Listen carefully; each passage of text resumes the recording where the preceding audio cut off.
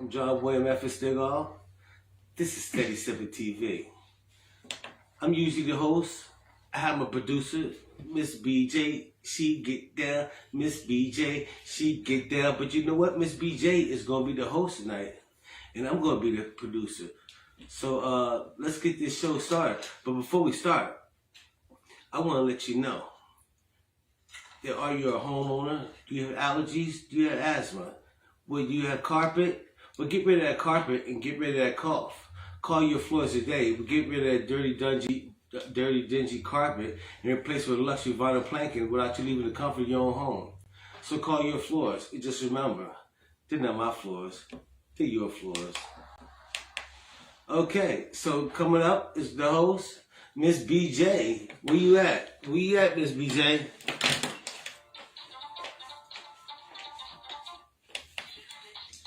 Hey. All right, what's up, Facebook? What's up, Instagram?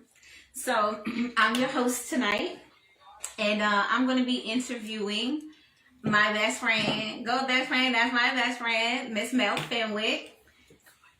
Under the mistletoe. And we ready? No, we ain't ready. No, it's all right, John, but it's all right. No, it's all right. We live, it's all right. We good. We ready? We ready. Power on. HDMI. We ready. It's live. That's my man. Yeah. Now we ready. What's up, Mel?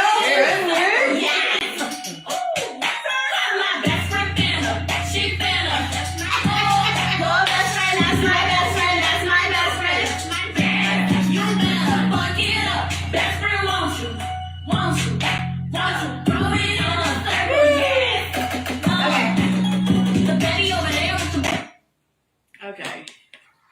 So this has been a long time coming. We supposed to did this interview. Tonight on Steady Sippin TV, we're gonna start out with a little bit of white wine. We're gonna switch over to some red wine. Yes. We've been waiting all day to try this wine. We've been waiting weeks to try this wine. Okay. So we have Volaire 2017, a Sauvignon Blanc. Central Wine Valley, it's a wine of Chile. Yeah. Yes, the Sauvignon Blanc has a clean and bright color with the pale green tones, aromas of tropical fruit, fresh herbs, and citrics.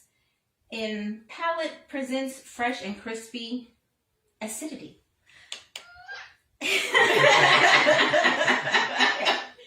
Okay. Pour it up. Steady Sippin' TV. You say what The theme song. Yes. Okay. Steady Sippin' TV. Yeah, you're exactly right. I've been asking. Okay, I'm driving home, so I'm not gonna drink too much. Thank you. Do you want another splash? Are you good? No. Okay. I want a glass. I'm trying to find one. Yes. Okay. So the other one's in the refrigerator. my best friend, she's had an interesting life. She's done some things in her day. We're going to touch on two topics today, two major topics. The fact that she was once get off your phone. Sorry. How rude. Life. It's life. The fact that she was once a surrogate and had not one but two babies. Oh yeah. Steady sipping. When we doing this part? Pal bitches. Where's the pal bitches at? It's Steady Sippin' TV. Pal bitches. Pal bitches. Ooh.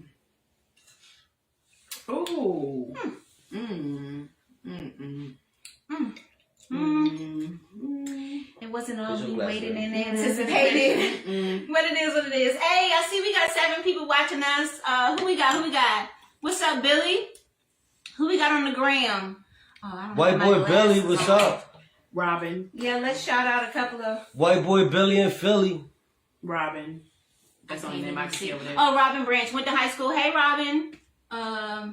Who else we got? What's up, Billy? All right, so... Best friend. This one not good. I think it was one. Hey. Best friend. Yes, best friend. Why? Why what? Or what? Well, first of all, before we get into our topics, let's talk about... Oh, yes. how Monday is MLK Day.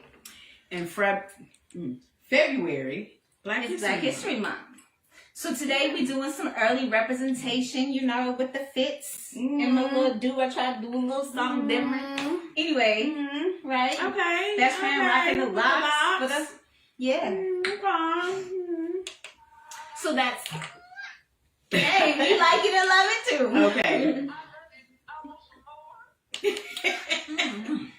It's got like a little after. You ain't lying. Let me get that fireball. What's a fireball? Yeah, because I need something else to do. Okay, so why did you decide to be a surrogate? Or what was it about it that pulled you in, interested you, made you want to be a surrogate? So Steady sipping. Thank you. You're welcome. So I read an article. I don't know, it was just a different part of my time of my life at the time. How old were you at the time? Oh my gosh, that's a good question, because how old are those kids now? They're like, what, 16? Yeah, I'm trying to remember how old So Jonathan was. 2007, 2006? Yeah, 3, 4, 5, 6. Jonathan was 20. Shoot, I don't remember, child. It was my 20s. Anyway, yes, I don't remember. early to mid 20s. My mind bad. So why? Whatever. So anyway, it was a different time in my life at the time. I wasn't necessarily going through anything. I just was trying to find purpose. So I was reading an article in one of the old magazines, like Jet or Ebony or something. Mm-hmm. And Courtney B. Vance and Angela Bassett. Mm-hmm. They did a surrogacy. And I was like, oh, okay. So I thought, no offense or nothing, I thought it was a white thing. You know, I didn't know black people did that too. So I did some research on it. I found this website, which I don't know if it's still an operating website, but I found this website where it links surrogates with people looking for a surrogate. It talks about you can talk to other surrogates and their experiences. Like a surrogate Tinder? Pretty much. Well, yeah, it was just was a whole surrogacy website. And you talk to other surrogates and talk about the experience and first time and blah, blah, blah. Anyhow, so I went from there and I was going to start with an agency. It wasn't working out with the agency with their process. So I went to the Tinder search, the surrogate classifieds. Tender. And I found a couple that I chose. We actually met perfectly. That's my next question. How did you find the couple that you worked with? The Tell them about the couple. Okay, so through the classified surrogacy website. Tell them about the couple. So, let's not forget our Instagram friends. Oh, hello. Yeah, I forgot. So they're a really nice couple. I won't divulge for privacy reasons. I won't go into who they are and what they do. But they're a really nice couple. They are white. They are white. Yes, I Key did have. thing to remember: they are a white couple. Yes, she is a black woman. I did have 2 white babies, twins, 2 twin boys. Mama said. Right now I'm thinking, okay, when you had these little pink babies, how did you feel that you had 2 little pink? They probably look like hairless. There's pink babies though, because okay, 2 little pink babies. I got pink babies, and I'm, like they came out gray, and then there was just pink for a minute. And you had these little pink babies. Yes. Being an African American, you had these little pink babies. Yeah, they was. So how'd you feel with the delivery? Wait, we ain't get to that yet. We ain't get to that yet. We're gonna circle back to that. Okay. My bad. You jumping in, stay in your producer lane. Okay. I'm hosting. My bad. Okay. Hey, Sarah. Hey, best friend, that's my best friend. Hey, Sarah. Sarah Fawcett, what's up? Let's give it up for Sarah. Yeah, pow. Give it up for Sarah. Pow, bitches. Take a drink for Sarah. Ooh. I'm sending shots for Sarah. Hey, Kimmy. Hey, Cakey. Sending shots. When the last time somebody called you that? Pow, bitches. Oh, I still can't do it. So you found the couple. What were the requirements, or what was like the process to be able to be a surrogate, to be accepted? You know, what was the process? So with an agency, they do a little bit more in-depth process with an agency. You can't have, there are certain restrictions. You have to have had a child or two or however many, but you have to have had your own kid first. That's definitely out there. And then there's age age restrictions, things like that. But like and that's you have what to go kept through a me, whole bench of like physical tests and things to make sure that your body could right. withstand. I still had to do that, but like I said, an agency was a lot stricter, so I didn't have to. I'm sorry. I didn't have to do all that. Brandy, Bailey, you're calling and we're on live. Right. Come on live with us. But not at the moment. Let me get these questions out. No, view the live. That's what I'm talking about. Oh, okay. View the live. Yeah, view live. Sorry, Brandy. So, we ended up Turn it off. we ended up talking to each other, me and the couple. We did our own thing. We ended up talking to each other, met with each other, talked about what we expected from it, what we wanted from it, this, that, and the third. And they already had an attorney, so we met with the attorney. And yes, I had to do a psychological test. I had to do, of course, STD testing. Smoking me out, bro. Yeah. Okay. You're making my eyes a little raw. They already wrong.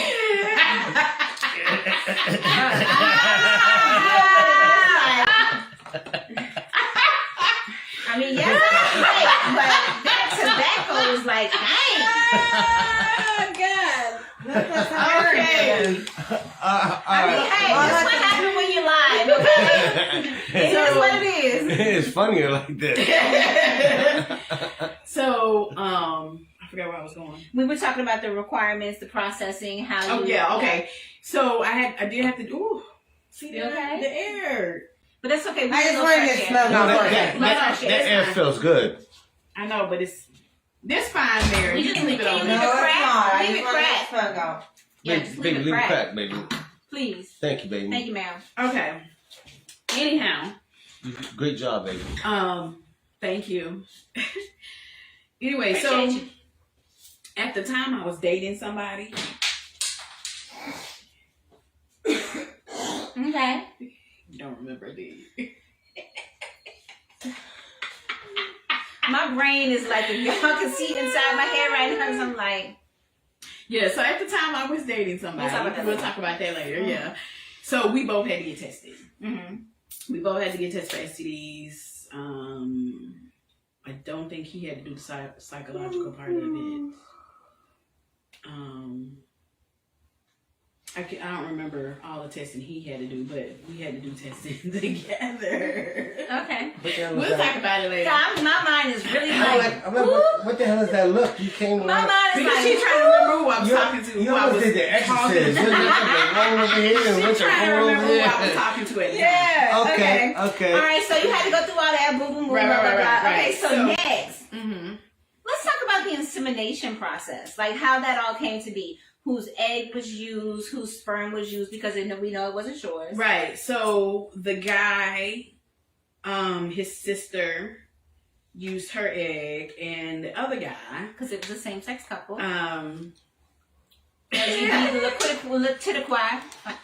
Yep.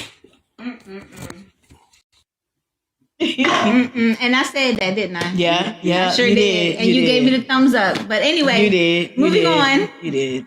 We're connected now. Yeah, So- we're here now, though.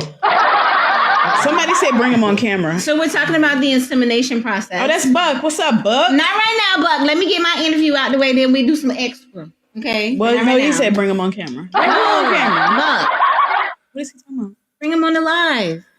Oh. Not right now. No, he said them. No. Not him. He's saying them. Bring them on camera? Yeah. That's Kevin Garnes. That's Buck. What's up, Kev? No, we're not having no guests right now. He's somebody that didn't say anything. Just go ahead and roll with your shit. Okay. So anyway, but yeah, the sister used her egg, the other one used his sperm or whatever. They of course created in a dish, Like a petri dish? a petri dish Like you in the see in the lab. They movies? put it together in the lab, whatever, and created You eggs. really had some test tube babies. Yeah, I did have some test tube babies, and they had a lot of eggs. And I do not remember how many were implanted. I won't say inserted. I do not remember how But many. they do insert were it, right? implanted. In order to implant it. Carry on. I'm sorry. So I don't remember how many they had implanted. I don't remember how many eggs they had implanted. But 2 took, so that's how we ended up with the twins. So two white boys. I had 2 white boys. Mm-hmm. So yes. So what all was that? What was that process like? Because you were living in Columbia at the time, Gaffney. Where were you living at the time? I was living in Gaffney. Living in Gaffney. Can I ask a question? Go ahead, sir. If it's already on my list, then I'm gonna say from the audience. Go ahead, audience. Strike that from the record. You was in the delivery room and gave birth. We ain't get there yet. Why you We didn't keep get there trying to yet. talk about the She birth? said it again. I want to know I about that know. part. We just ran through that, but this we ain't get there yet. Calm down. Shit, I want to know about Stay in that your part. producer lane. All right, then. So what was that like? You know, because you lived in Gaffney and the couple was in Atlanta. They were a really Wealthy, well-to-do, yes. But they were not hovering. They didn't hover. They were great to have and great to work with. I kept them up to date on all my appointments because up until a certain time, I did all my appointments in Gaffney. Okay, so it wasn't later until in your pregnancy. It wasn't later when I went to right. Okay. So now I did have to, because when we found out it was twins, I did have to go to Atlanta once a month, I think it was, for the fraternal medicine doctor. Mm-hmm. So I did have to do that. But it wasn't until I think I got to about 6 months, 8 months or something like that, is when I started making regular trips down there. And I mean, like, maybe sometimes twice a month. Until I got to 30-ish odd weeks. And once I got there, I ended up moving to Atlanta to live with them for the last, I don't know how. And their house was nice. Nice. We had some good times. So that leads me into the next one. You know, once you had already, you know, moved down there for those last few months of your surrogacy, and they threw the bomb baby shower. Yes. I went down there for the baby shower. Y'all. Yeah. I was in my 20s, so I got drunk at the baby shower. They had open that was a bar, good baby shower. They had food. They had music. Y'all. Best baby shower ever. I had more fun at the baby shower than she did. It was at a really nice house. Because we had, I think it was in the house, outside. Yeah, it was something in the inside, backyard. Some outside. You could flow through. It was really. They they were so inviting, so nice, so warm, so welcoming. It was just a different kind of vibe. Yes, that was fun. Shout out to my surrogacy parents. You know who you are. Love y'all. So, John Boy, Yeah. we get into the birth. We're not ready for that yet. I know, I'm just getting ready. Okay, we get into the birth. Yeah, So- but keep that cold, because this here ain't good. I need me a 'Cause good it got cold warm. wine. Okay. Well, I know you've been all about the birth, so we But- finna But get we into get the ready to birth. get into you keep trying to ask a question. We get ready to get into Hey, it. look, I get ready and I hear listening now. I'm going to get in this thing. Okay. So, you were already down there in Atlanta. You was laid up in their house with they had a nanny, right? Because they had adopted a daughter. Yes. So yeah, we left that part out. So the day that you went to sign all your papers and everything and be like, yeah, I'm gonna be your surrogate, we gonna do this, da da da da. They pop up and had just adopted a daughter that day, right? Well, Or like a couple days prior. they adopted her, a couple days prior. They adopted a little girl, but they were very informative. They called me and they let me know, that. And it was kind of like, these are such good people, y'all. I know this is your story, but let me tell it right quick. Okay. I'm going to sum it up real quick. A lady at the church that they went to, her granddaughter dropped off the baby, said, I can't do it no more. They said, give it to me. And they adopted her. Tell me that ain't. I'll drink to that. Okay. You all right? Why are you trying to open it with a knife anyway? Oh my gosh. Why are you trying to open it with a knife anyway? Don't come over here with it. Oh, go put some paper towel Have some around on that. it. Put a paper towel around that. Okay, go. We live. All right. So, Oh my gosh. so when it came time for the birth, you were already in Atlanta. You went into labor. Hey Nia. Hey, Nia. You were already in Atlanta, so you went into labor. No. No? We planned a we planned induction. When I went in for my appointments, I remember I was 36 or 37 weeks, maybe 38, 36, I think, 36 or 37 weeks. Went in to see the fraternal fetal medicine. That's because of my blood pressure issues. I was having twins. So I saw a regular OB and a fraternal medicine doctor. So I was at the fraternal medicine appointment. We were checking on the babies, and I don't know, I think my blood pressure might have been high or something like that. Anyway, so sorry, Buck. Hey, you in here now, so don't worry about Right. So anyhow, I can't remember, it was something on my blood pressure, something going on with the babies. Also, I didn't realize it was the twist off. I was wondering what you was doing. Sorry, Mel. I was wondering what you was doing. That's why I was like, why are you trying to open it with a knife anyway? Right. Oh, eyes a fish. Okay. Oh my God. All right, go ahead, Mel. So you planned induction. So anyways, something was going on, I can't remember. So the fraternal medicine doctor was freaking out. Hey, Mia. So the fraternal medicine doctor was freaking out and was like, oh my gosh, you need to have these babies today. Da, da, da, da. They sent me immediately from fraternal medicine to the hospital to be induced. Got all hooked up to the machines. Here come the regular OB. And she was like, girl, bye. You fine. They'll be all right. So at that moment, we did go ahead and schedule it, I think, for another week out. I think she wanted me to get to 38 weeks. So I think I was 38 weeks when they finally did do the induction. Mm-hmm. And I will say, with my oldest son, it was a long labor and painful. I do remember it being painful till I got the medicine, and then it kind of leveled itself out. With my baby boy, same thing. Once I got the epidural, the pain level leveled itself out. With the twins, I could not get that pain level. Yes. To the birth, yes. To the birth. Okay, I could not get that pain level. And I'm going to tell you something. One of the take a drink to the pain of the labor. One of the parents, he said, they were there with me the whole time, and he goes, hey, don't forget, you got a medicine button. And they gave me. So you was suffering. Getting you could just push the button and get some relief. Yeah. So he said, don't forget you got this button. I can push a button. I've been all on top of it. Well, that's why I messed up.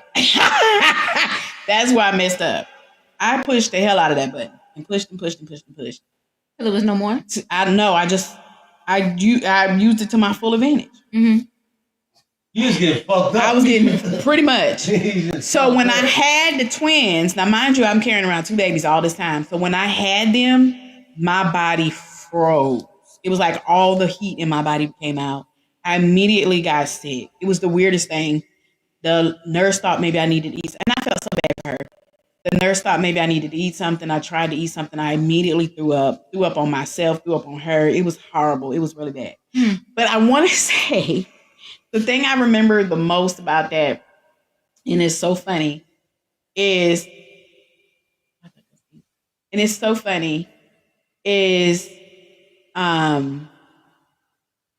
when I started my induction, the couple was in there with me, of course. Then when I went to delivery room, I didn't deliver them in the labor and delivery room. We went back to like a surgical room in case they were going to have to do a C-section or something. Mm-hmm. And I remember the anesthesiologist or the guy who did the epidural. I remember him, and he had an assistant. There was two of them. There was a couple of doctors. There was a couple of doctors to come and take the twins off when they had them, the couple. It was a shit ton of people in this room, okay? Mm-hmm. I know it had to been me plus maybe 8 or 10 other people in this tiny room. Let me know what Y'all, I had the twins, and everybody left.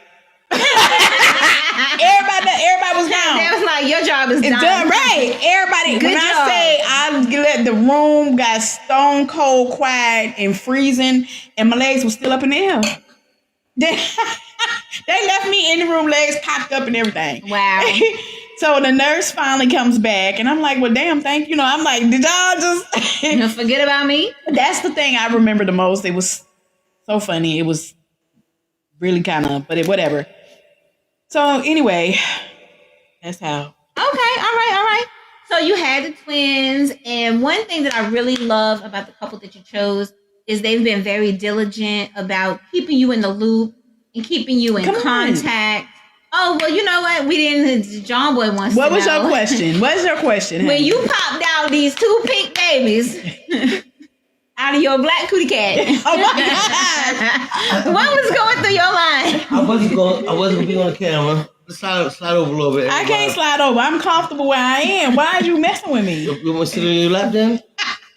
Just ask your question. Grandma. Let's check this out. You was disseminated, right? Yes. And you knew you was disseminated with some Caucasian children, right? Yes. You knew that. Did you have that in your mind the whole time? Just like, I'm giving birth to some Caucasian babies. No. No? No. It actually, it did not become a thing between Barbara and I until maybe until after that. Like no, at no like point. The thought didn't really right. At no point during this process did anybody say, "Oh, you haven't?" Did we say to each other, "Oh, you getting ready to have 2 white babies?" Nobody. Now the guy I was talking to at the time, I was dating at the time. He may have. I think he might have said something. Mm-hmm. You have another question, John Boy? Yes, I do. Okay, go ahead. Go ahead. Okay, so it didn't even cross your mind, not once, why you was pregnant.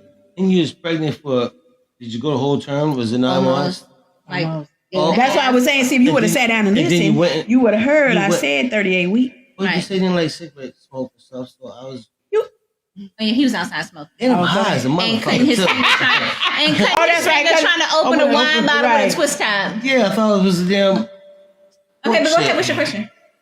Okay, so 9 months or what? 8 weeks and 8 months and 8.5 months, roughly. something like that, and then you're actually giving birth to 2 white boys. You're actually giving birth, and it came out. What were you thinking? Like, oh, look at these little. No, it didn't. It didn't hit us until weeks later. You was there. No, but she my best friend, Yeah, so I was there without even having to be there. Right. You had birth too. Your son, his dad's black, right? Mm-hmm. So it came out. You was like, oh, okay, yeah, but you gave birth. But I'm sure at the time you weren't thinking about, and you didn't think like yourself, the race like, of these babies you just had. You just thinking about the fact, I just had. Okay, 2 Nia. babies. Look, Nia asked a good question. She said, babies. "How did it feel not going home with babies after delivery?" Okay, Nia, that was a good question. Good question, Nia. And look, Nia said she want to do one too.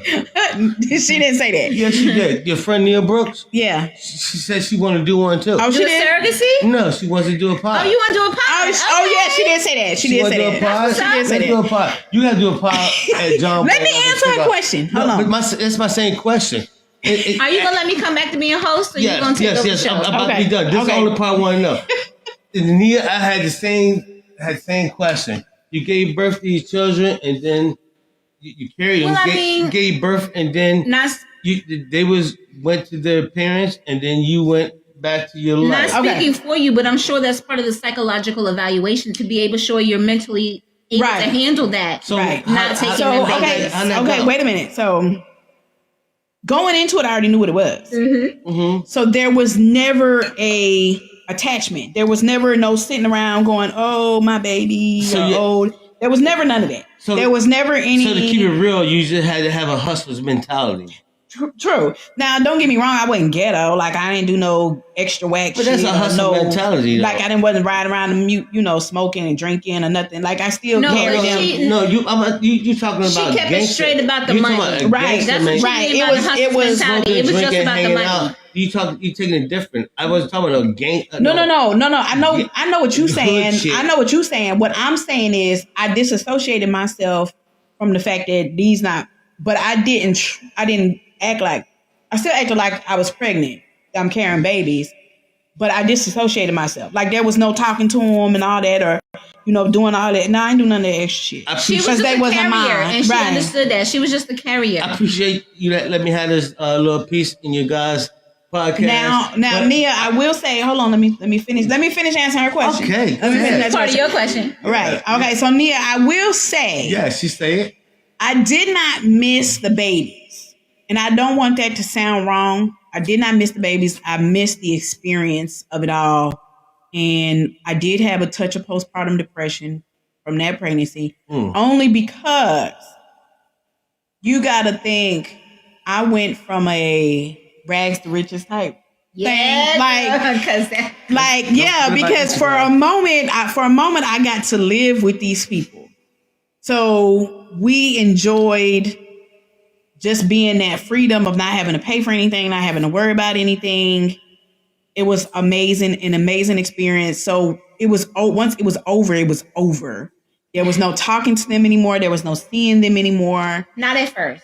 Right, not at first. So it was a little awkward for me. I did have a moment, but that didn't last. I appreciate you guys let me come in here and bust in like Lil Mama on a Jay-Z on a Jay-Z. You came in and did your Hold on, somebody got a comment. So I appreciate you. Get back, host. All right. I'm going to get back to producer. We're going to get into this other bottle in a minute. Look and see what her comment says. I can't see what her someone says. said something, but I can't see. Can you come read this comment for us, please? Yeah. We'll get into the next I couldn't read it. Oh, that's Keisha. Is that Keisha? I see something to shield. Latifah. She said I wanted to be a surrogate. Yeah, I think that's Keisha's daughter. No. You know who that is? I know exactly who that is. What's up? Tell Boo Boo I said what's happening. That's Boo Boo wife. Oh, hey. What's up, fam? What's happening? Hit Seymour. Hey, hit Seymour so I can see what the rest of the comment is. So she can read the rest of the comment. I wanted to be a surrogate for my cousin. She said Boo's wife. Yeah. I did not. I did have a little bit of postpartum depression. Let me read this. I done already read it, honey. Let him read it for the people. Go ahead and read it for the people. No, because she might not want people to know what her... Well, it's on there. People gonna see it. Oh, okay. Well, go ahead then. Okay, well. Read it for the people, John, because I want to know. I can't see that far, even with my glasses on. Please read it for me. Yeah. Read it for your sister, I'm honey. going to tell you. All right, never mind. This Steady Sippin TV. You know, What you said before we got Well, here? let me comment on her statement. Okay, and then I got one And final it wasn't a she question. said something about pushing the pain out. Look at what can you say? Scroll up. What can you go back up? Go back up. Ah, the other way. The other way. Kenya. I don't see Kenya. Yeah, she's after that long comment just now, but John Boy went the other way. You gotta go back and watch the live, best friend, because you don't missed it. We are talking about best friend. You late. You late. And if you don't see the live, you can catch it on YouTube at Steady Sippin TV. Steady Sippin TV. Okay, let me get back to Latifah's comment. Okay. And I apologize if I'm saying your name wrong. But anyway, yes, I did suffer with a touch of postpartum depression. But more not because of having the babies and leaving them. I already knew that was the plan to start with. So for me, mentally, that was not a thing. It was the communication. I had become somewhat, I guess, maybe attached to the communication with these people, the lifestyle.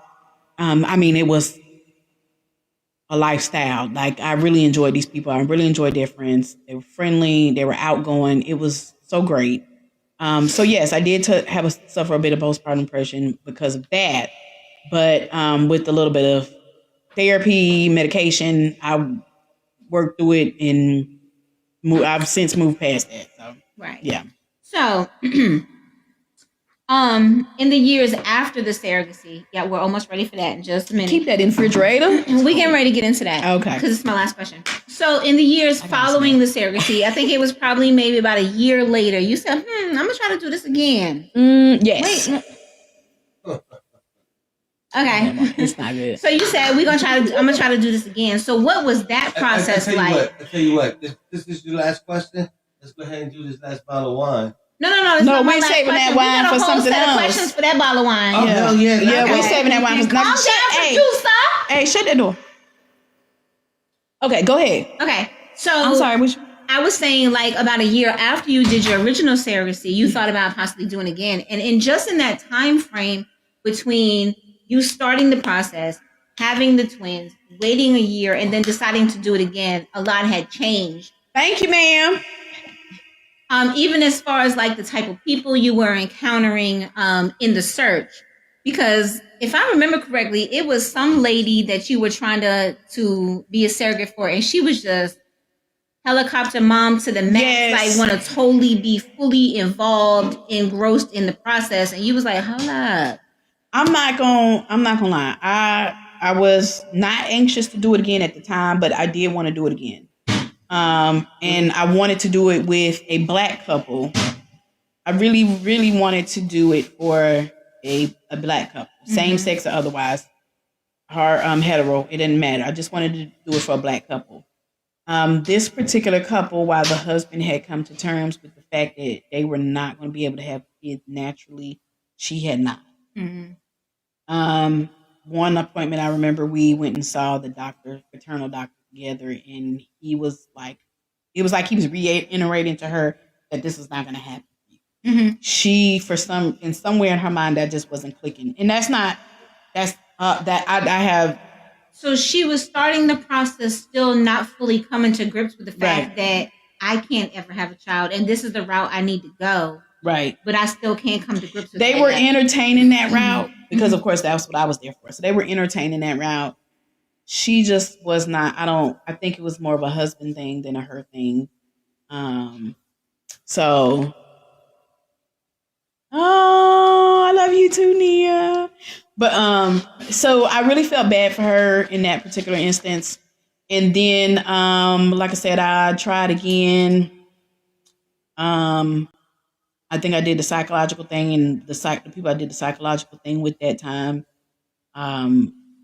I don't know what happened with that. Anyway, I ended up having my own kid after that, and it just age and everything, it just didn't work out. Yeah, you was like, that's a wrap. Right. Yeah. Okay. Do you have a question, Johnny? Go ahead with your question. Well, women are thinking, okay, this is the payday. I can do this. This is the payday. Can you tell the women about the ins and outs, good and bad? I know it has to be good and bad in the surrogacy, and the ins and outs. If somebody was thinking about doing this, what would you tell them? Like some pros and cons. I will say, yeah, you do. I will say the money is good depending on the couple, but you can't go into it for that. And you get more if you have multiple children, right? You do get more, and there's allowances for clothing, there's allowances for travel, things like that.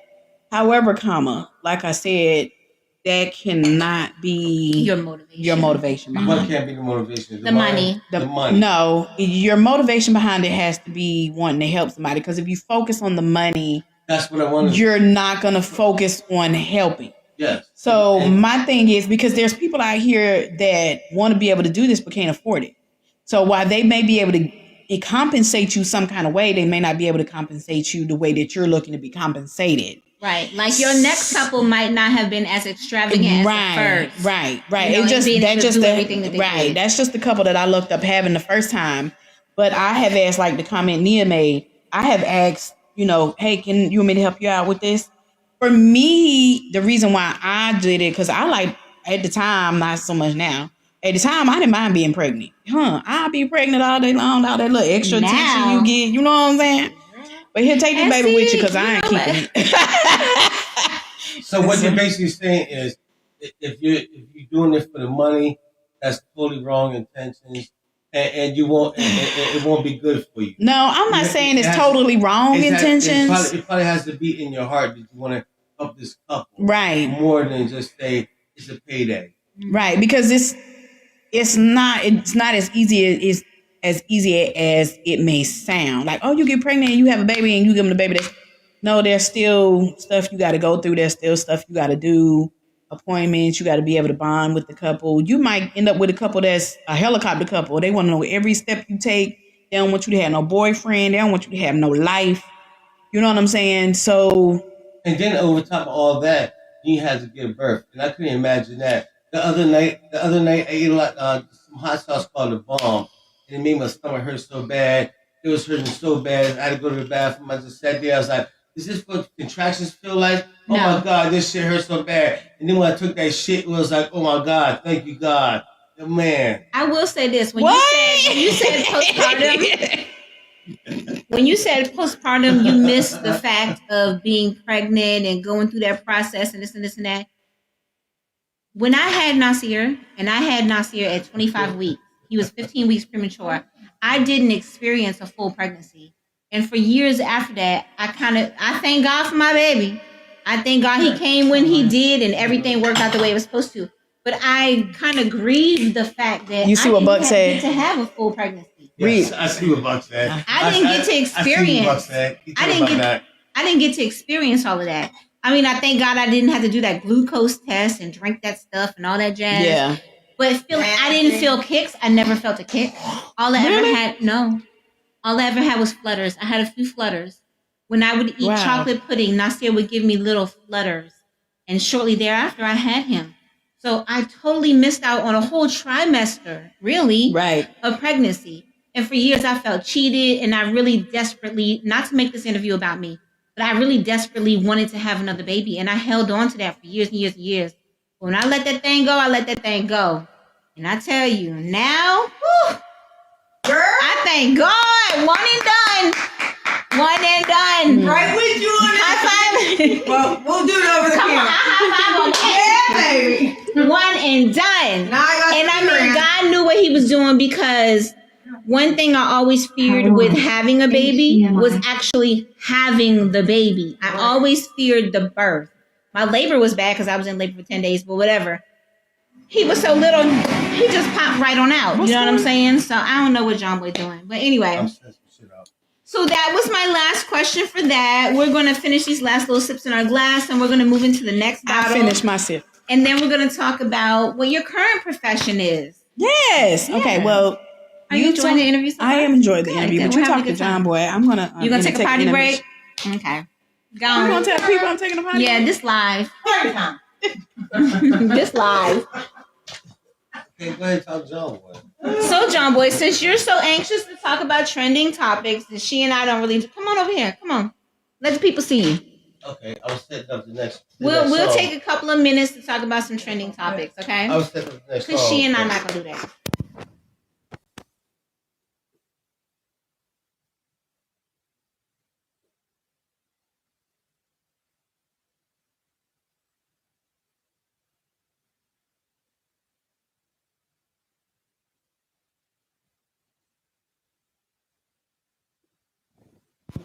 Hello. Okay. Oh Lord, we Shit. Look. stuff.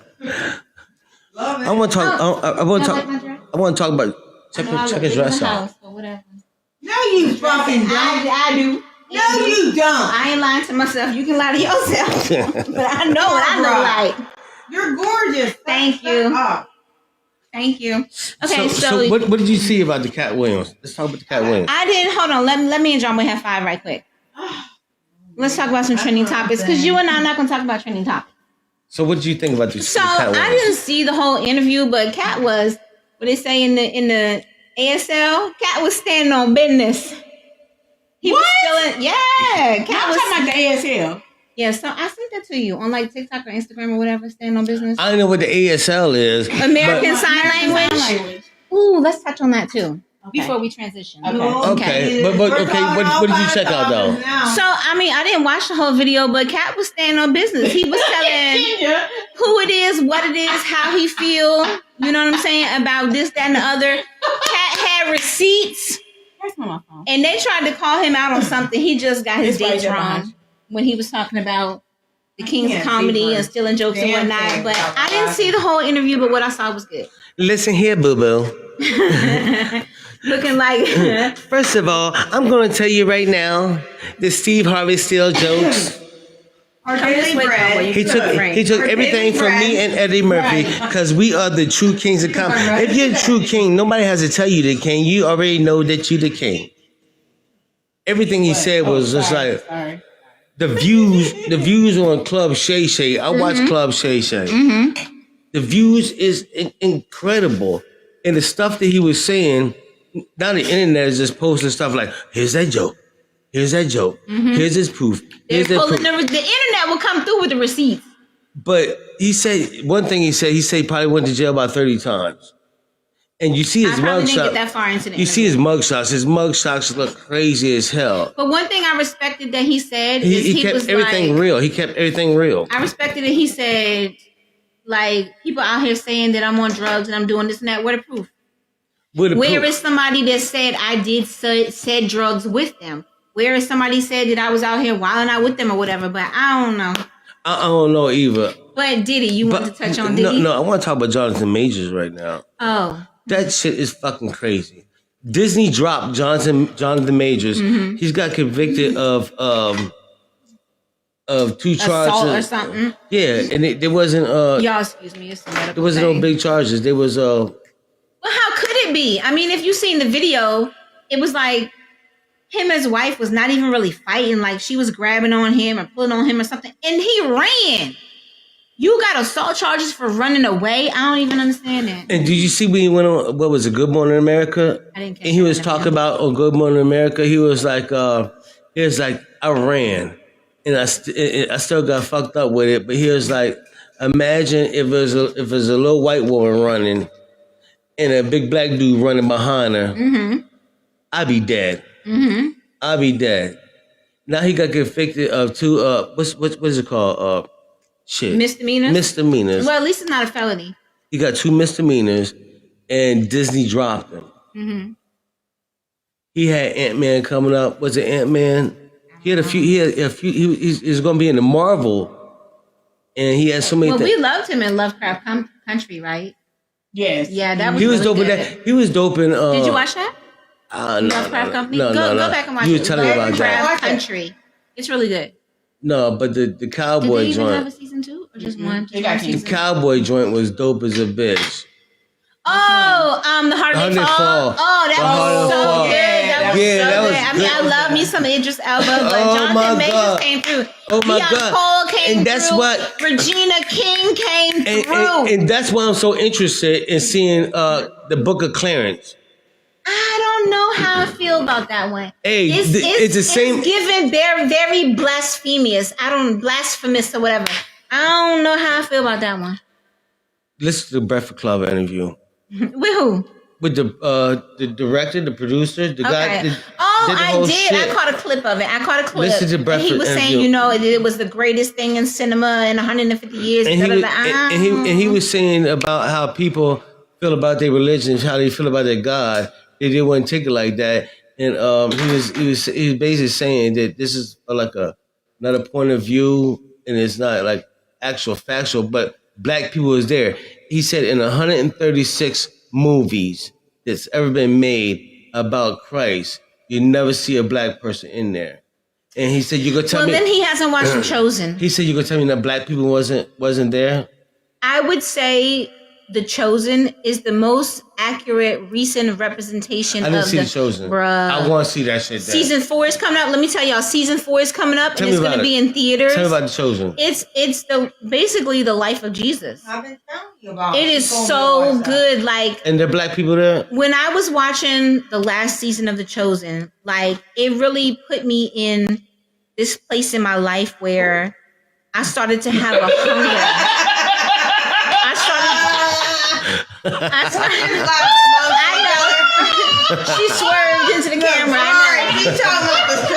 She's talking about The Chosen. We shouldn't lie. I really started to have like a hunger and a thirst to know more about God and know more about Jesus and know more about his life. And the characters, they all look so original to what that time frame would be. Okay. They had the Jews, they had the Israelis, you know what I'm saying? We're talking about the Africans.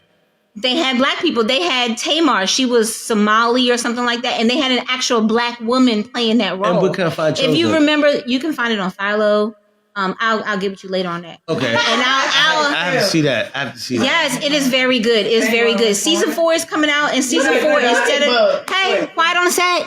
Why don't I say Season 4, instead of it being released on like the streaming apps, all the episodes at one time, it's going to be released in a theater.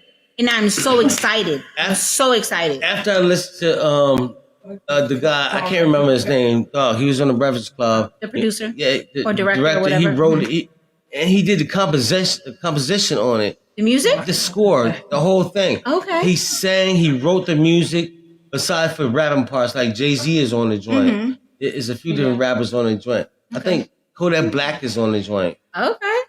Yeah, Kodak Black and a female artist. Dang. I'm high people, man. I can't remember these shits. But anyway, they're all on the score of this joint. The score is supposed to be awesome.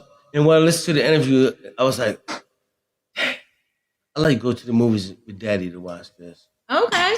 The Book of Clarence? Yes. I don't know. Daddy ain't gonna get down with that. It just looked very blasphemous to me. Okay. I don't know. Okay, But anyway, can we so get we're to the gonna next wrap drink? up. I was gonna say Yeah. we're gonna wrap up our segment. Can we get if to you the next wouldn't mind drink? grabbing the other wine. Yes. So come on, Mel. Let's go ahead and get back into it. I'm out now. Thank you, everybody who's been hanging out with us. Hey, Buck, and I'm out. know. I'm back to producing, Bob. This episode of Steady Sippin' TV is being brought to you by Your Floors. Are you a homeowner with carpet? Do you have allergies? Do you have asthma? Well, get rid of that carpet and get rid of your cough. Call Your Floors today. We'll come remove your carpet and replace with luxury vinyl planking without you leaving the comfort of your own home. Just remember, they're not my floors. They're your floors. One thing I wanted to tap into. Dang it. Buck said once again the producer I'll end the video. Right, Buck, right. I'm your Suge Knight. You Diddy. You ain't Suge, you Diddy. Okay. Suge said if you don't want a producer that's all in the videos. No, I ain't Diddy. He got gay allegations. Yeah, you be acting zesty and not Okay. Okay, so one thing I wanted to talk about is you did many things over your life and through the years, and yeah, you did the surrogacy and you worked food and bev and whatnot, but there was a time, and I thought this was a really interesting point in your life, and that's why I wanted to bring this up, where you went to the school for deaf and blind. Oh wait, yeah. You can go ahead and pour it, and then we'll talk about it. Okay. You went to the school for the deaf and the blind, and you wanted to be a sign language interpreter. Right? Interpreter, however you say it. Tell us a little bit about that. What was your passion? Can you pour my wine? Thank you, John Boy. Thank you, producer. I want you to read off. Sorry. She was. Okay, so let's just go ahead and do the introduction on the wine real quick. So this is Mirabello Rosso, Puglia, Indicone, This some cheap ass wine. Brassica, Tipica, Prodotto in Italia. What did that say? Oh, Lord. It says cheap. It says a medium-bodied, everyday drinking red with aromas of red berry and damson fruit, fresh and lively on the palate with ripe berry fruit, balanced by tangy acidity and quite firm tannins, leading to a warm, spicy finish. And then it says the same thing in Italian, but I don't know. It should be served warm. I don't know. I don't like no. This gonna have my hair. I don't like. Ooh. Red wine should be warm, but it's okay. Don't say that. I don't like. I should have took something. I know. I should have took something. I know. I meant to. It's gonna have my damn hair. And look, I I'm don't gonna have drink no it though. BC for you. I got some Bayer in the car. You don't have no BC Connor. I got a goodie. Okay. Anyway, focus. Okay. So, the time between your surrogacy and what you do right now, there was a time where you went to the school for the deaf and the blind. You wanted to learn sign language. Tell us all about that. What was that about? Why did you think you wanted to do that? What was that journey like? What kind of classes did you have to take? Okay. So how that played out, I did want to learn sign language. Not quite sure. Don't really remember where that inspiration came from. Kenya, get off the live. Right there. You listen. You have a servant's heart, I feel. I do. You always, that's one of your love languages. And I feel, this may be wrong, but I feel That's like that cancer. what our love language is, we project onto other people in hopes of getting that back.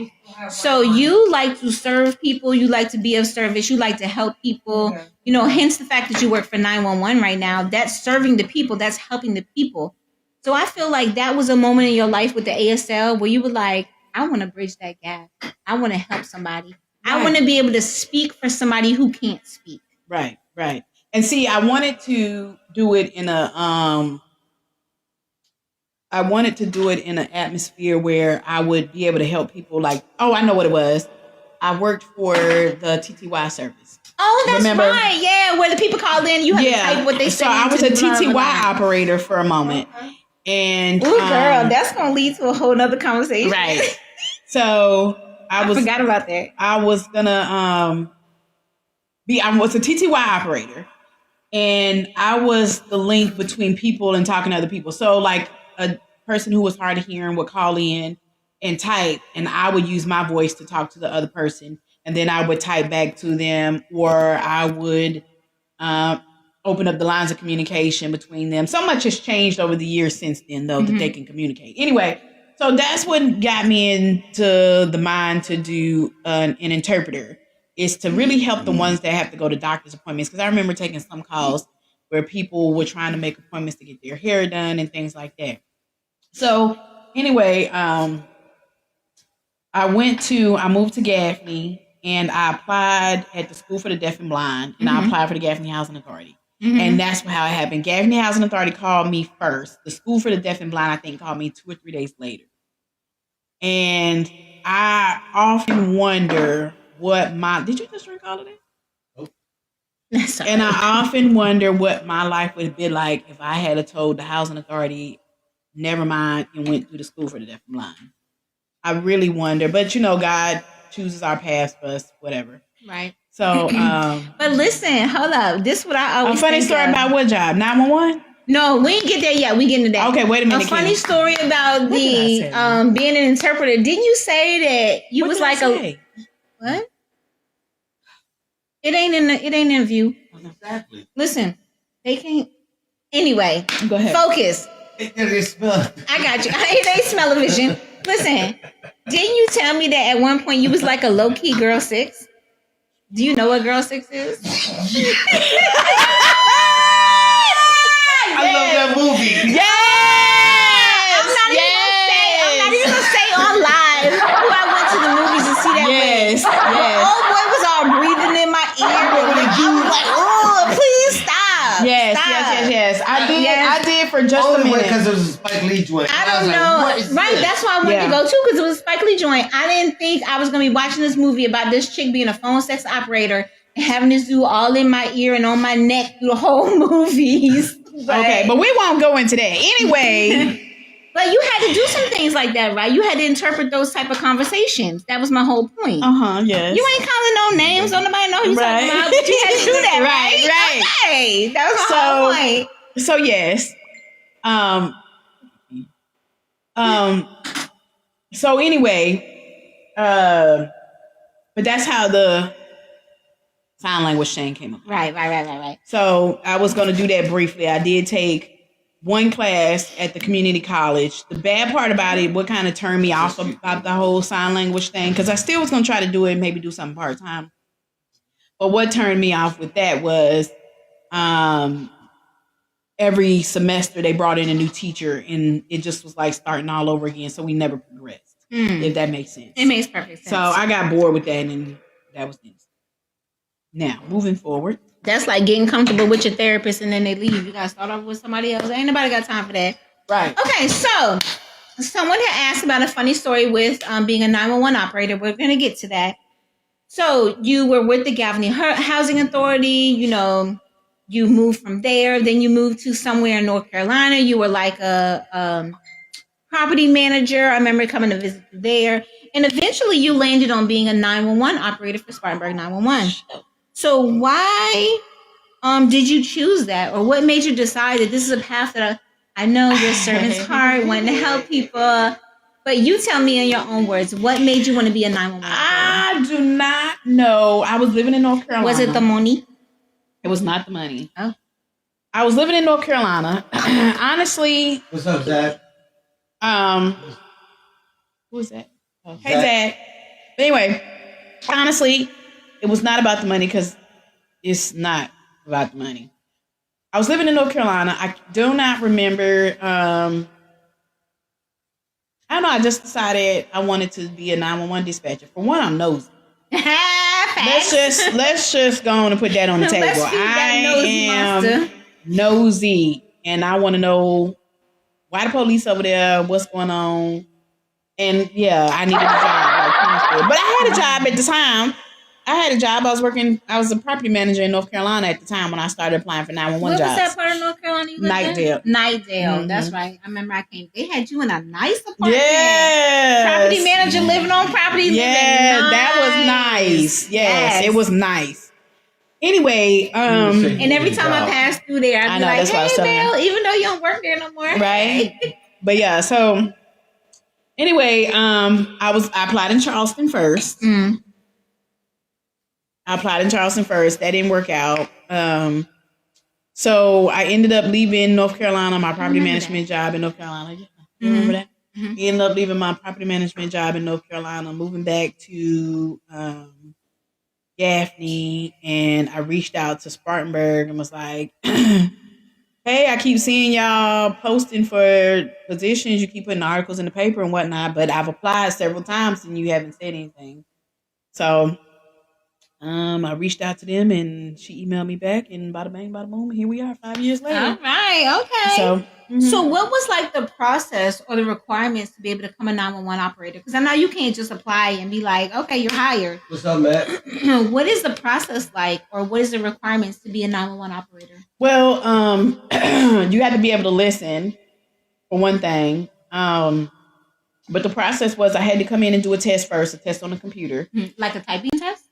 Yeah, it was like an assessment, so to speak. Where it was different variations of it. They had part where you had to do something with the map, and then you had to make sure they did mock calls where somebody called in, and you had to go back and type what they said after listening to it. It's different stuff like that. Or if it said Sally was in a red car, you know, it'll ask you what kind of car did Sally say she was in or whatever, something like that. So you had to do the assessment. After that, I did a panel interview. After the panel interview, I did the psych test, and then went on from there. Okay. And you've been there how long? 5 years. 5 years. Okay. 5 years in November. This past November. So now we're gonna get into like some of the calls that you've had over the years. Okay, so what would you say would be your funniest call? What's the funniest, the most hilarious? Like, I can't believe I got this call. Wow. Funniest. Okay, if you can't think of funniest, my next question is, what's the stupidest call you ever got? When people call and say, I saw a man driving, and I think he was drinking a beer. Okay. Where's that said car at now? Oh, I don't know. Well, what kind of car was it? Oh, I don't know. What you call me for? Right, because how am I supposed to know if you don't know? What you call me for? Make it make sense. Or the really crazy part is when people give you a tag number to a vehicle they trying to tell on. Then when you ask them what kind of vehicle it is, they say, I don't know. So you close enough to see the tag, but you ain't tell what kind of car it was? I'm trying to remember a funny one, though. Because we've had a couple that were, I don't know why I can't off the top of my head. I don't know why I'm drawing a blank right now. Must be the one. You ain't never had nobody high on Blame drugs it or on nothing. Just call you like dumb shit, like a meth man or something. Or a lady in the drive-thru because they out. won't put barbecue sauce on her burger. No, but we have had some drive-through calls. Really? Yeah, we have had some drive-through calls. Okay, give me a drive-through call. Now it wasn't funny. It wasn't necessarily oh my God, that was so funny. It was more annoying. It was just not even annoying. It was just beefing between the two of them, which I could kind of see depending on what side of it you're looking at. The restaurant called and was like, the customer won't leave the drive-through for whatever reason. Then the customer called on another line and be like, I'm not leaving because they won't give me my money back for whatever. So we've had stuff like that. Okay. Pause for the call. For the cause, the producer got a question. Go ahead, producer. Oh, to the next question. Damn, what you trying to say? Are you trying to rap? You trying to rush me up? You trying to get me to be quiet? No. Okay. Oh, okay.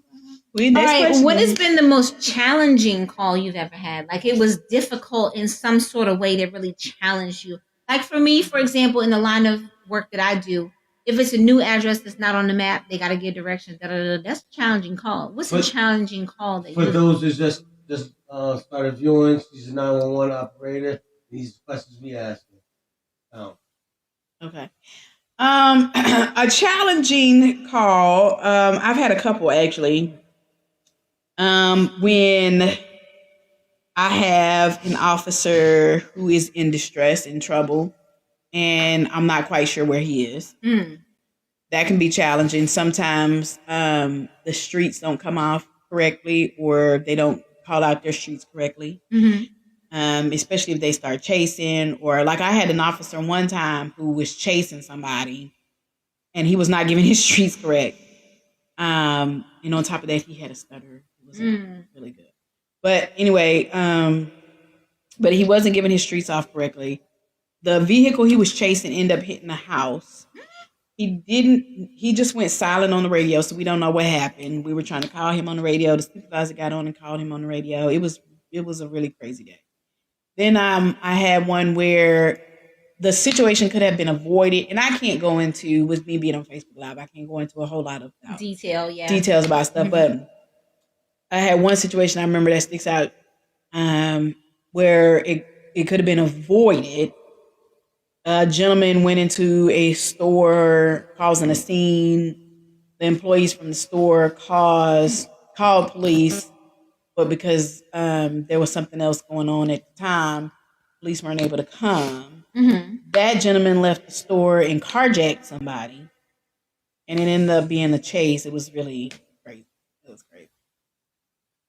It is very interesting. So what you're saying is, if they had just gone when the call came through, all that could have been avoided. All that other stuff could have been avoided. Okay. Yes. Yeah. Sorry, y'all. Sorry, Instagram. Get out my mouth. But so, I know, for those y'all ain't know, but we had done a previous recording before that shall never see light of day. But anyway, we talked about a call on that interview that we kind of want to touch on now, because there may be someone that can relate. There may be. What are you doing? What are you doing? You gonna stand there and hold it the whole time? Just keep on, man. Okay. Okay. So I want to talk about, what was the most traumatic call that you ever received? I have received quite a few calls that are traumatic in a sense. But speaking about the one that we talked about the first time, was this man was killing his wife. It wasn't necessarily so much traumatic as it was concerning. Because I had just started. I don't think I was still in training actually, and it was one of my first calls. And the lady luckily called from a home phone, what we call a landline. And so her address popped up, because the only thing she was able to tell me was that her husband was stabbing her. And that was it. We listened on the phone to him repeatedly stab her until she died. What? Yeah. You had to listen. And I couldn't hang up. There was absolutely nothing I could do about it. How long were you on this call? You had to listen. The call probably lasted maybe 6-8 minutes. It was less than 10 before an officer got there, because it is a very long time. That's a long time. What was, and I don't want to say her saving grace, because she did end up passing. She died? Yeah, she died. Oh, but shit. What was the thing about it was the time of day. I think it was like 5-ish, maybe 6-ish something in the morning. So nothing else was going on. So the officers were able to get there pretty quickly. And so he didn't have time to run or anything. When the officer got there, he was still in the process of stabbing her. 5 or 6 in the morning. What kind of rage could he have? Let me tell you something. In the morning. Let me tell you what kind of something. Rage could he have? You would think, wait a minute, you would think on a Sunday morning, people are either at home from the night before, Saturday night, they had a great time, they're at home, or getting ready for church. Do you know the amount of calls we receive? People wake up on a Sunday morning on the Lord's day and choose violence. Either somebody didn't come home the night before, somebody been out all night, somebody may have been drunk all night, on drugs all night. Okay, it's a Saturday night thing. It's a Saturday night thing, and here it is And Sunday full morning. moons make it worse. Don't Here it is Sunday morning. We getting domestic violence calls, disturbance with weapons, assault calls. Like, go to church. Go to church. Go to church. Go get some Jesus. Something. It's just crazy. So how did you feel after having to hear that? I can tell you how she call? felt after That 8-minute call. I can tell you. Go ahead. She called me. Did I? You did. I was in. It wasn't a Sunday. It was a Saturday. I was in the salon. I was at Miss Yessie, getting my hair done. Oh, that's right. Because we Right. talked about your situation. Right. Yeah. And I've spoken about this on live before about my situation with domestic violence. And she called me and she was like, best friend. Like, she was on the verge of tears and she was like, I'm so sorry. I'm so sorry that I didn't really take seriously what you were telling me about what happened to you. I remember that because now. I just heard a woman on my phone being killed by her husband. She said, he's stabbing me. I'm going to die. And she, in that moment, understood, realized, felt what I was dealing with, what I had gone through in my moment. Because the officers, it was a Sunday morning, nothing going on, Saturday morning, nothing going on. They were able to get there quickly. For me, I was on the phone with my landlord. He called 911. They put him in touch with Charleston County. Charleston County put him in touch with Somerville. Somerville put him in touch with Dorchester County. So while it may have seemed like Dorchester County got there in 2 minutes, in actuality, it was like 8 to 10 minutes. Anything can happen in that 8 to 10 minutes. Yeah. A life can be lost in that 8 to 10 minutes. And you know. So while I know personally, so while your caller, they were able to get there in a few minutes, those few minutes was still not enough to save her. Exactly. Because it only take a second. But now, and mind you, she had 2 kids. When the police got there, he had the husband stop stabbing her, and he got the 2 kids and came outside with the kids covered in blood. It was crazy. I found out later the officer that was first on scene ended up taking the kids to McDonald's to get them something to eat until they can get in touch with family or whatever. The crazy part about it is, we have access to different systems. The crazy part about it is, I cannot find that man anywhere. Like you were trying to go back and look at his name or something? No, I was trying to look to see what kind of time he got. And for the first few months or so, after it happened, I followed him through the SCDC system as an inmate. And I don't know, she crossed my mind a couple months ago, back in the summertime, I guess. She crossed my mind a while ago. And I looked him up to see how much time he got because I never followed the trial or anything. And I can't find him in the system. I can't find him in the SCDC system at all. That's wild. Right, that's crazy. I can't find him. I can't find him at all. Because I can go to my attacker right now. Yeah, I know can't what find his release date is. Now, word on the street is he died in jail. I wondered that. When you said you couldn't find anything, I wondered if he was dead. Yeah, word on the street is he Like died suicide in or somebody jail, killed him. but I still can't find him in the system. It's crazy. The only thing I can find is the call.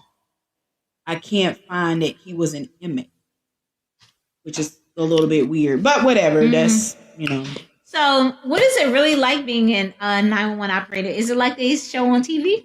It is not TV. Let me tell you something. It is not TV.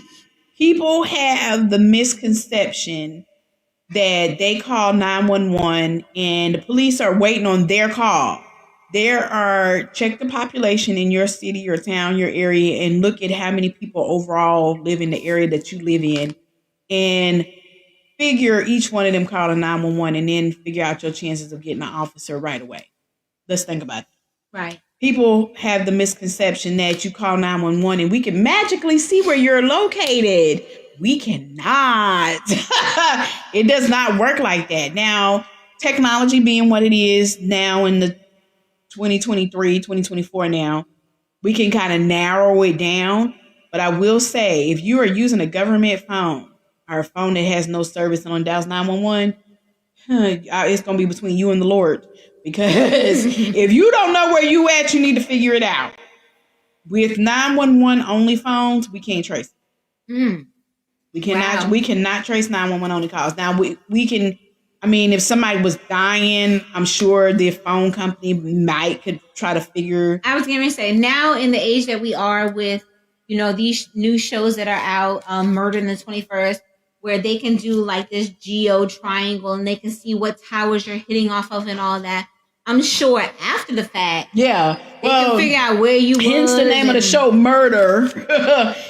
The thing is trying to find you in that time. And even if we went through the phone company and said, hey, this person called 911 on the 911 only phone and we believe their life is in danger, the search would still have to be on to try to find that phone number. Not to mention the fact that the phone number may be registered to you and your address is here in Charleston, but you might be using a phone in Farmburg. Fact. So, the reason why you calling and hitting off our tower, but your address is registered in Spartanburg. In Charleston. Right. So that still doesn't help. So people get so mad they call 911. If you can't see my logo, no, I can't see your logo. No, honey, I don't know where you at. If you don't know where you at, I don't know where you at. I mean, now, I don't want to take people to take that out of context and think that we don't absolutely try, especially if your life is in danger. We will try to pin down your location.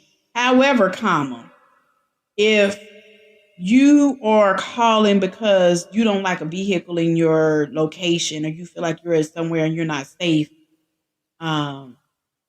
you need to figure out where you at. Well, I was just about to say, that leads me to a question. I figured out a funny one. Okay, we'll come back to that. Okay. That's a good way to end the show. Kenya, I got a funny one for you, Kenya. I was on the way back from Virginia, I think it was one time, or maybe we had come to visit you and we took a back road. And it was like this car, and I felt like this car was following me. Like every turn I took, they took.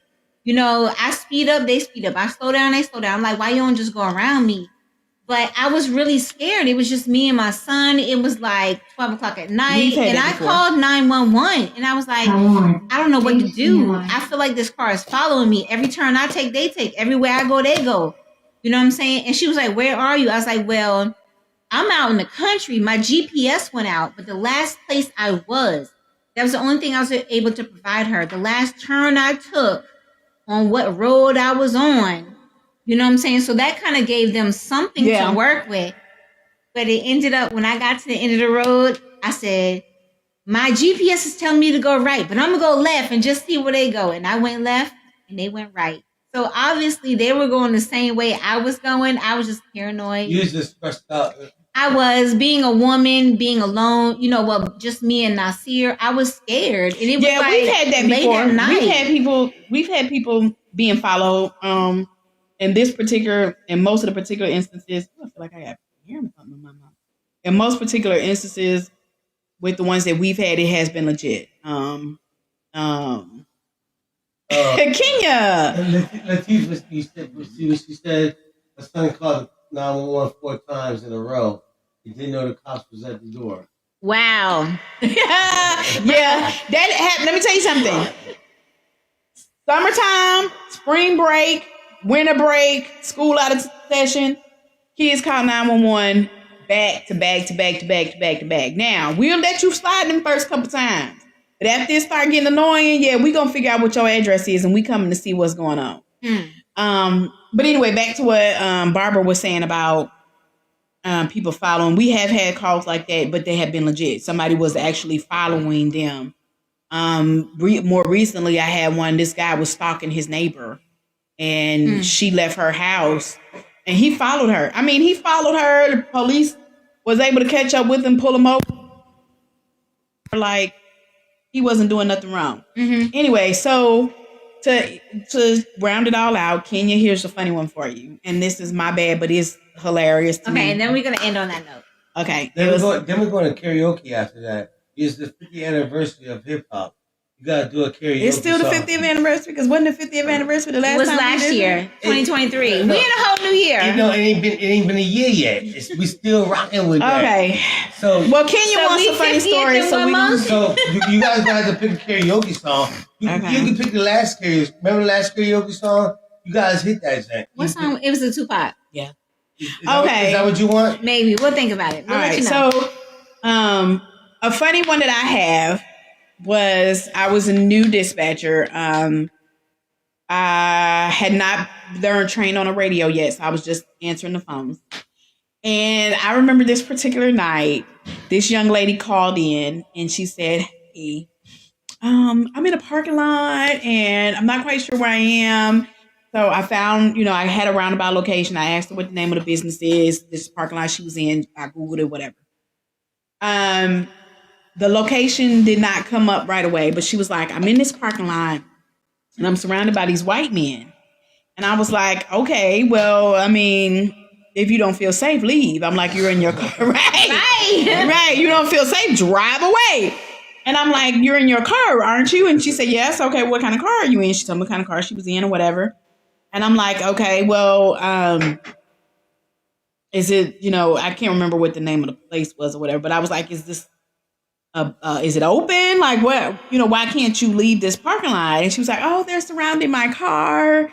And I'm like, "Okay, well, can you maneuver your way through and drive off to a safer location and I'll have an officer come out?" She's like, "No, they won't let me leave." I was like, "Ma'am, just..." I ran somebody over. Right. I was like, "Ma'am." Word up. Right. I was like, "Ma'am, just drive away." I got a whole car. So I'm telling her, just, because I couldn't understand, what do you, just drive away. So I hear her gun the gas. And then on the radio, I can hear the officer say, "She's running."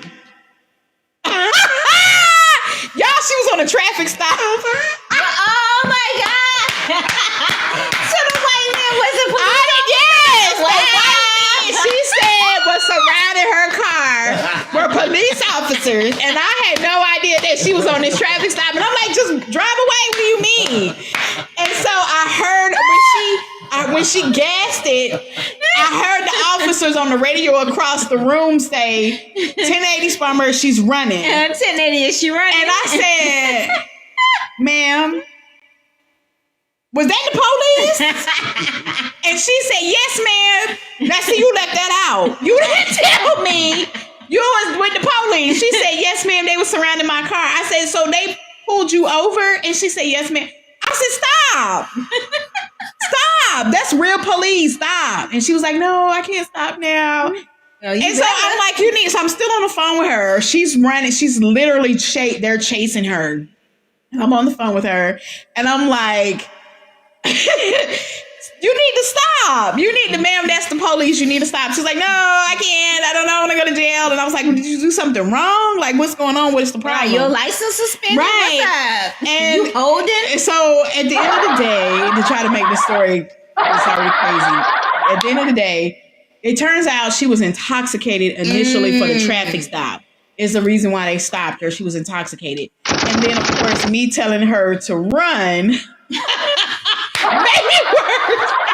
Wow. Hey, Blake, listen, that happened in Lyman, if I'm not mistaken. Lyman or Landrum.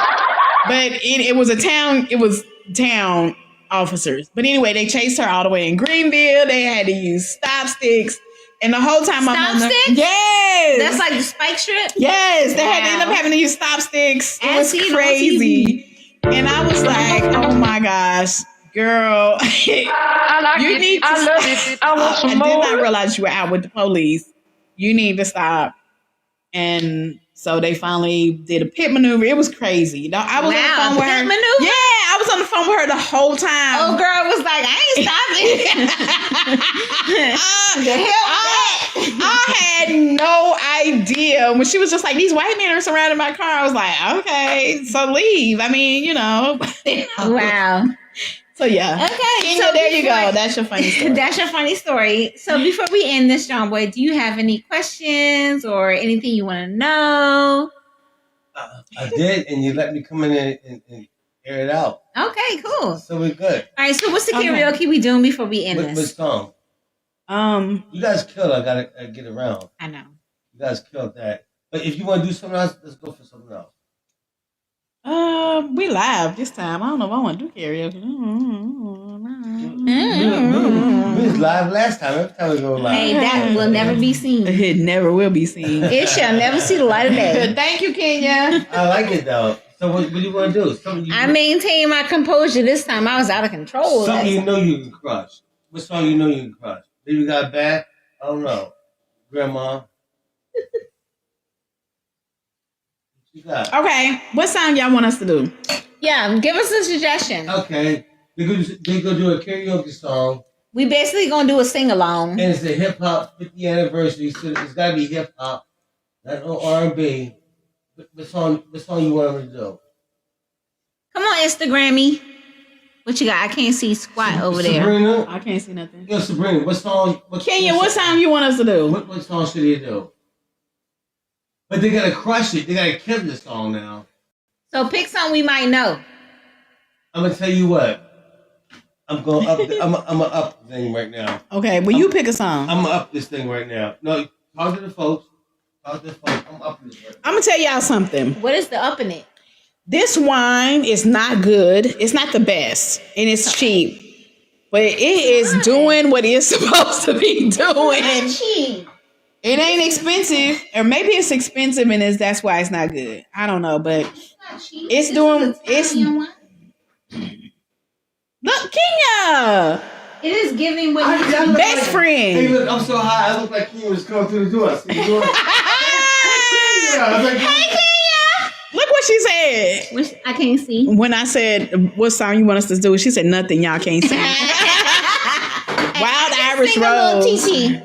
This what it is. Girl, you and I lying. This cheap wine is doing its thing. Do you hear me? We need to wrap this up. But it's not cheap though. It was free, but it wasn't cheap. It's not free, but it wasn't cheap. That's what I was gonna say. Oh, it is expensive? Yes. This one and the last one we had is good quality wine. No, It don't taste like good quality wine.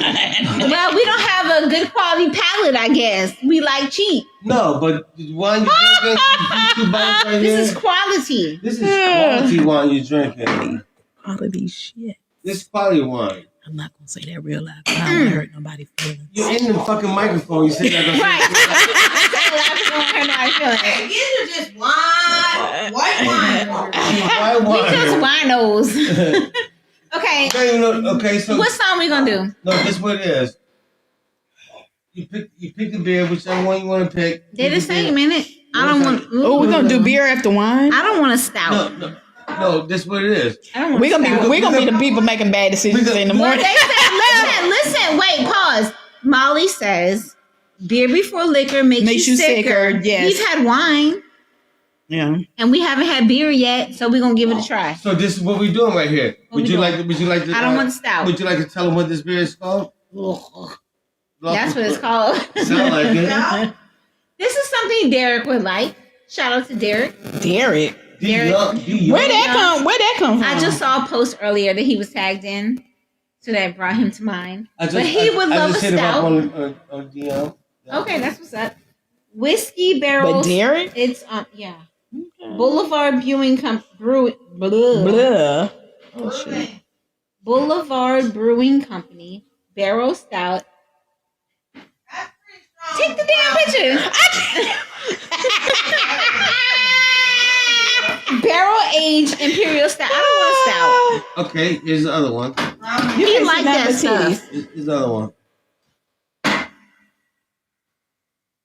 That's the wine. Yeah, it is. Hey, we live. Nobody want to take pictures. of me. Barrel bourbon. Wait, this is Oh, that has Boulevard Brewing Nobody want to take pictures of Bourbon me. Barrel Quad Barrel Aged Ale. ale. Oh, does it? Ooh. Read what's the alcohol percentage? Ooh, What is it 12.2. 12.2. Best friend.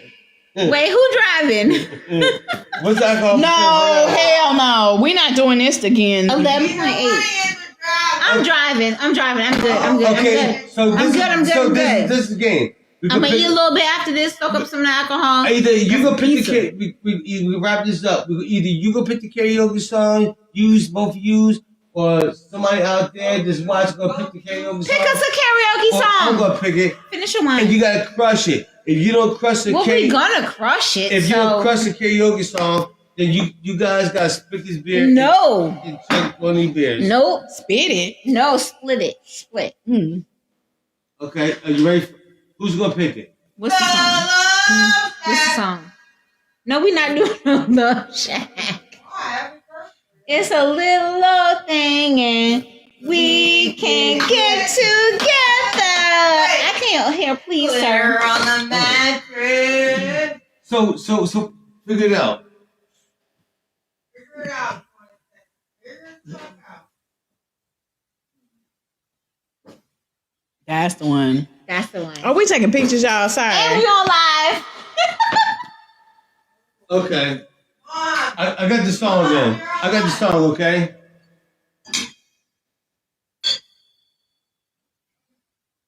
Shoot. Karaoke. Ugh. Just the thought of this make me go. Ugh. No, you can finish off this little bit of red wine. Mel is good. I got the song. I forgot we even doing live. Our viewers is waiting for us to see what the hell's going on. Sorry. It's Steady Sippin TV. That's what we're doing. Give me the glass. Oh. 7.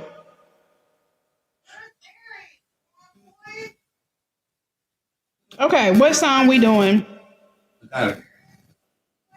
Ugh. Here, you take the rest. Ew, that's how that look? I don't know, but ooh, I'm scared. What's the name of You this? said shoot? We doing shoot, salt and pepper? Okay.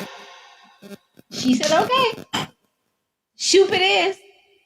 And not shoot from waiting to exhale. Is this the karaoke version? I got this little piece of hair sticking up and it is driving me crazy. It's bad like Are that? you guys ready? Here you go. Ugh. Here I go again, girls. What's the weakness? Man! Okay, then chillin', minding my business. You saw a look around and I couldn't believe this. I swear, I stare. My niece is my witness. The brother had it going on with some kind of wicked. Had to kick it. I'm not shy, so I asked for the digits. Oh no, that don't make me see what they want. Slide to it swiftly, flip it in my head, so I dip back, so I back. Flip for a tip, maybe wanna do tricks for 'em, lick 'em like a lollipop should be lit. Can't See, I can't do it and I chill can't for a hear bit. it. Don't know how you do the voodoo. Did you do so well? It's a spell here. Maybe wanna shoot. Hey. You did that, best I did friend. that. Okay, best And then friend. even my interview. That's salt. Where you at, Pepper? Oh, wow. Oh, I'm sorry, even packed with a stack, especially in the back, brother. Make one think, brother, for a butt like that. Can I get some fries with a shake doobie? If looks can kill you with me an Uzi or a shotgun bang. What's up with that thing? I want to know how does it hang? Straight up, wait up, hold up, Mr. Lover. Like Prince Prince said, you're a sexy motherfucker. Well, I like a real wild B-boy style by the mile. Smooth black skin with a smile. Bright as the sun. I want to have some fun. Come and give me some of that yum. Chocolate chip, honey dip. Can I get a scoop? Baby, take a ride in my coupe. You may wanna, you all off me. I know, right? Hey. Don't you know I wanna shoot, baby? Oh yeah, I wanna shoot, baby. I was off beat and I was singing with you. Well, let me bring you back to the subject. Peps on the set. Make you get hot, make you work up a sweat when you skip to my do, my darling. my Not do. falling for you, but I'm falling for you. When I get ya, bet your bottom dollar you are best under pressure. Yo, Sandy, I wanna like taste you. Get your lips wet, cause it's time to have a pep. On your mark, get set, go. Let me know, let me shoot to the next man, the 3-piece. So, baby, cutie, like Scooby-Dooby. I'm Scooby-Dooby-Doo. I love you when you're big jeans. You give me nice dreams. You may wanna say, ooh. Like what you do? What you do, you may wanna shoot. Shoot.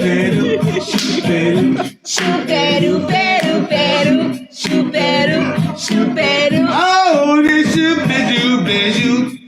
Oh my goodness. Girl, look at him. He's coming cute brother in. And he's headed this way. Ooh, yes, and the P wanna give me cool, but I look at you, yeah, his skins, but never quickly. I hit the skins for the hell of it just for the yell I get. For the smell of it. Then when my bar here's a hot rod, 12-inch to a yard, have me sound like a retard. Big Twan, loving 6'2", wanna hear. So what you wanna do? What you want to do? I wanna shoot. So whose part was that? I don't know. That was my part. I'm the guy. I was gonna say, but who in the initial phone? Who did that? You supposed to be doing all of it, but I kind of took over. You did, so I'll let you have it. Don't you know I wanna shoot, baby?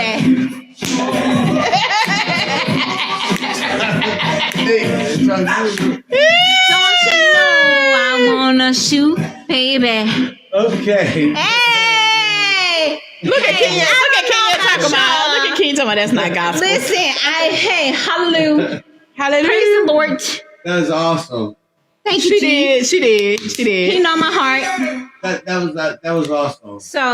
So we're gonna end the show. we're gonna end this show. Well, Tennessee whiskey. I'm putting a song. We ain't doing no Tennessee whiskey. I'm putting this on in the show right here. Is that okay? Because we are. Yes, we are. Tennessee In the show whiskey. like In the that? show like that. In the show? Yup. What do you guys want to say? Go ahead. Let it go. No. This is how we have to end the show. Okay. Listen, Tell people how. Tell everybody you how. are. I'm gonna give you your What's flowers you pushing on me for? because y'all want to give you your flowers. Okay, give me my flowers then. You are the best friend. Oh, you are the best. You are best amazing. You are awesome. You know things about me. Don't nobody know. Right? I know things about you. Don't nobody know. And ain't Right? nobody say no. You know why? Because you my best friend. Love you too, Kenya, and you my Yes, best we friend got too. other best friends out there, but you my best friend. You my A1 from day one. I love you. I really love you. I love And you you too. know what? I love you too. We the shiznit. Y'all know we intoxicated talking about I love you. Yeah, you know the wine is kicking in. But we are everything to everybody. We are mothers, doctors, Yes, nurses, therapists, cooks, maids, nannies.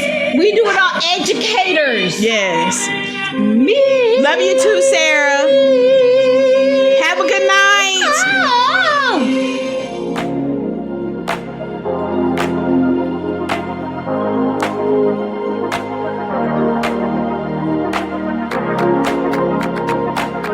That's the first episode of this channel right here. Thank you. Welcome back.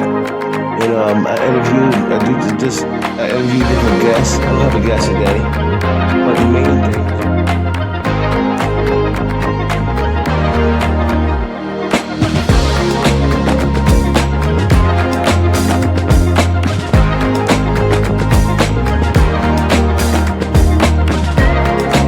Power bitches. Let me hear one time. Power bitches. Power bitches. Power bitches. I want to get to this water. I'm going to get me a peacock bass. That fucker ain't going to stop me today. I ain't going to stop.